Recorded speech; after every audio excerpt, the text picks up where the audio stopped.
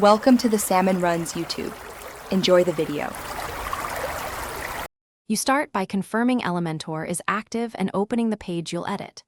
Create or locate the target section, then drag the menu anchor widget into that exact spot. Alternatively, set the section ID field to a concise name like pricing. Once done, make sure the ID has no spaces and uses lowercase. This prevents link mismatches.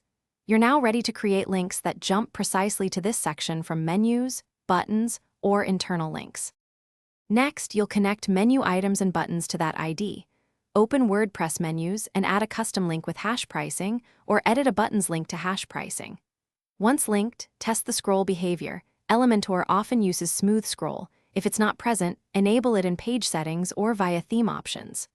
Also, make sure your fixed header doesn't cover the target by adding padding top on the section or using a scroll offset plugin.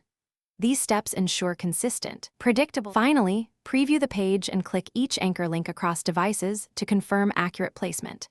If the scroll lands behind a fixed header, tweak section padding or adjust offset values until it's visible. Once done, clear browser and plugin caches to ensure you're seeing the current code.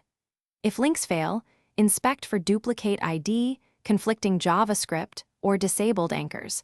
Resolving those common causes usually fixes issues quickly. Remember, consistent naming and cache clearing save you time. Thanks for watching. Consider subscribing if we helped you.